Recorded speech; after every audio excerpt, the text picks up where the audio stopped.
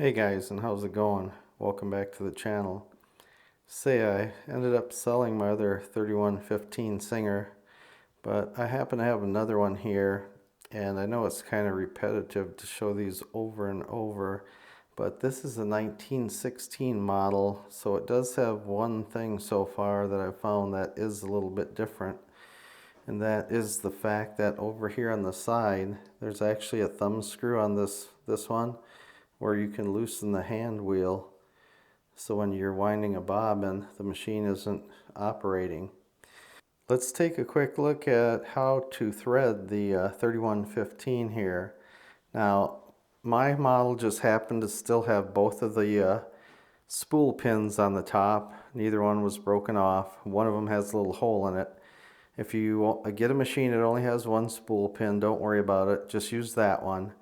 And what you're going to want to do is start by coming off the back side of your bobbin, your spool of thread, excuse me, and then come down. You're going to see a guide right here. This is a really old machine. Yours might look a little different, but this might just be a little bent pin here. This one's actually pretty nice. It's a little tensioner to keep the thread tight. Then make sure that you have your presser foot up so that these discs are loose. They don't have any tension on them. And I'm going to try to get in a little closer here. You go down, around, underneath, and the sun just happens to be coming in the window really great right now. And then make sure you catch this take-up spring, come underneath this bar that comes down. This just relaxes the thread a little bit with each stitch when the foot comes up. Then come back up to the take-up lever, back down. There's a guide right here. Hope you can see it right there. There's a guide right here. Then you go down to the needle and make sure you go from the left to the right with your thread, and then you can just go under the foot and catch it. And I'll just back up a little bit here. Hopefully you can see all of that. Like this, down, around, catch the spring, back up, and back down. Thing I wanted to talk about with this machine, just because when I researched the needles, the machine calls for a 16 by 87 needle system, which I did find them online, but I thought they were a little spendy. So what you can do is, what you're trying to accomplish is just get a needle that is the same distance from the top of the needle to the scarf and the hole. And I found that these are about as close as you're going to get. Let me see if I can get this lined up. It's a Schmetz.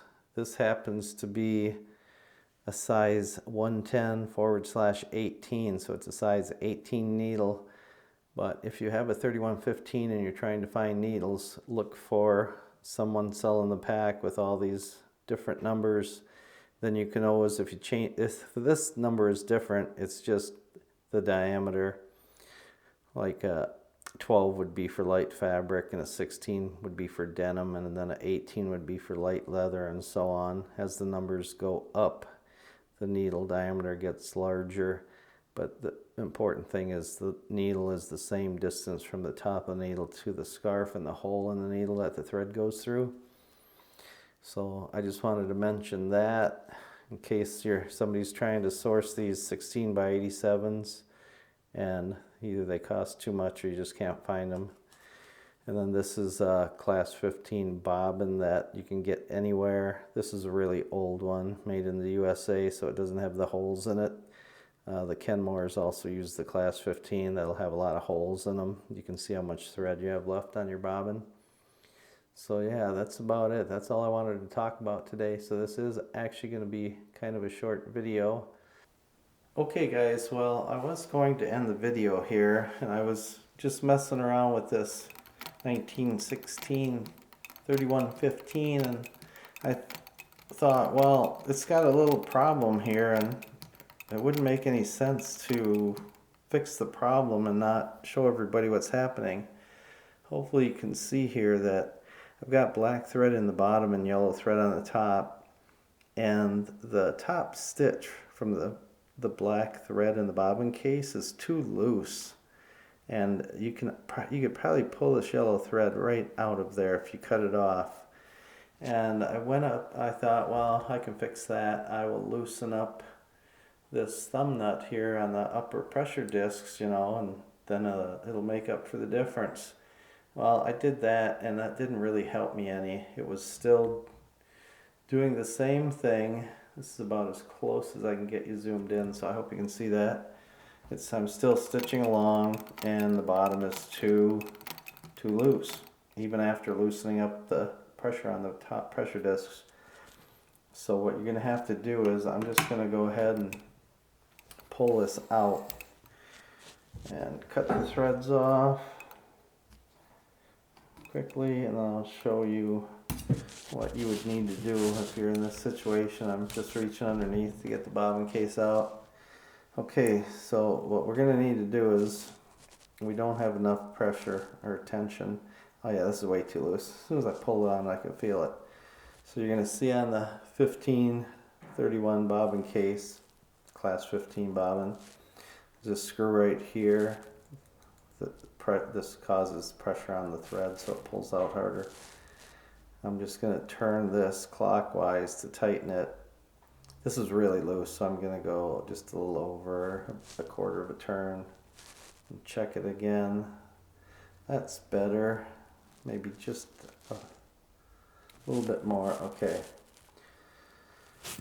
So I'll get this back in here.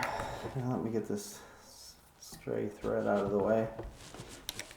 Get this back in the machine. Come on. I'm doing this blind because I got the camera to my left and try not to knock it over. I'll just pull a little extra thread through here, drop the foot, get that bottom thread up, and get it back here where it belongs. Alright, now let's see what old number 1916 has to say about this. I think I've got it tight enough now that I can make up the difference on the upper tension. There, it's pulling that back thread, or the top thread. Okay, let's get a few stitches so it's locked in there and see what happens. Okay, that's already better. It might appear that you're seeing a little bit of black thread, but I've got a rather large needle in here, and this is a fine material, so it's making a little larger hole. It's punching a little larger hole in the fabric than it needs to be, but I hope that's focusing. As you can see now, I've adjusted the focus on the camera so that you could see this. It was a little bit blurry, but there's my good stitches here. So making that little adjustment seemed to work. Alright, as always, thanks for watching. Hope you enjoyed the video, and stay tuned for more sewing machine videos.